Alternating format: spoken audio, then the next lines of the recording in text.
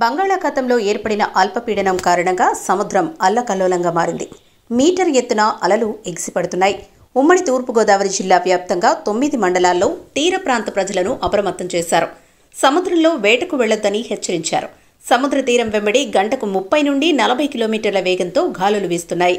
అల్పపీడన ప్రభావంతో ఉమ్మడి తూర్పుగోదావరి జిల్లా వ్యాప్తంగా ఎడతెరిపి లేకుండా కురుస్తున్న వర్షాలకు అటు వ్యవసాయ రైతులు, ఇటు ఆక్వాకల్చర్ రైతులు తీవ్ర ఇబ్బందులు పడుతున్నారు. ముఖ్యంగా ఆక్వాకల్చర్ రైతులు తమ రొయ్యల పంటను ఒబ్బిడి చేసుకునే ప్రయత్నంలో పడ్డారు. 30 కౌంట్కు మాత్రమే ధర ఉండి మిగిలిన కౌంట్కు ధర లేకపోవడంతో ఆక్వా రైతులు డీలా పడుతున్నారు. ప్రస్తుతానికి కాకినాడ నుండి ఉప్పాడ వెళ్లే సముద్ర తీరం మాత్రం కొద్దిగా అలజడిగానే ఉంది.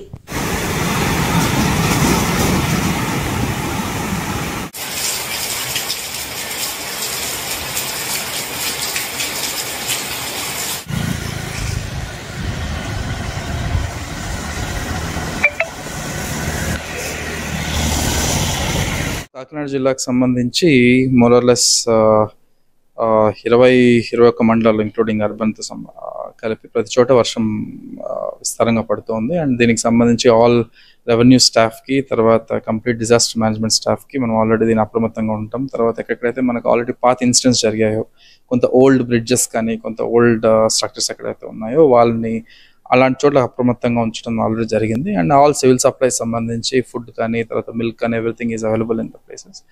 ఇది కాకుండా మోస్ట్ ఇంపార్టెంట్ మన దగ్గరకు వచ్చేసరికి కొంత క్రాపింగ్, తర్వాత క్రాప్స్ ఇవంతా ఎఫెక్ట్ అవుతుంది. సో ఫార్మర్స్ కూడా ఆ విషయంలో ఆల్రెడీ ఒక ఇంటిమేషన్ పంపించడం జరిగింది. అంటే ఇలా వర్షం పడుతుంది నెక్స్ట్ 4 days, ఏదైనా క్రాపింగ్ సంబంధించి ఏమైనా ప్లాన్ చేసుకుంటే కొంచెం డిలే చేసుకోండాను, లేకపోతే ఒకవేళ వాళ్ళకి ఎక్కడైనా వర్షం తక్కువ పడుతున్న చోట it's actual right time also. So వేసుకున్న చోట వాళ్ళు వేసుకుంటారు అనమాట. సో ఆల్ స్టేక్ హోల్డర్స్ సంబంధించి ఒక మీటింగ్ పెట్టడము, తర్వాత వాటికి వాళ్ళకి సంబంధించిన ఎమర్జెన్సీ యాక్టివిటీస్ సంబంధించి ఆల్ హాస్పిటల్స్, తర్వాత R&B, దెన్ ట్రాన్స్పోర్టేషన్ డిపార్ట్మెంట్, ఈ కంప్లీట్ పెట్రోల్ తర్వాత డీజిల్ సంబంధించి స్టాక్స్ ఏర్పాటు చేసుకుంటాం. ఇవంతా దే ఆర్ ఆల్ సెట్.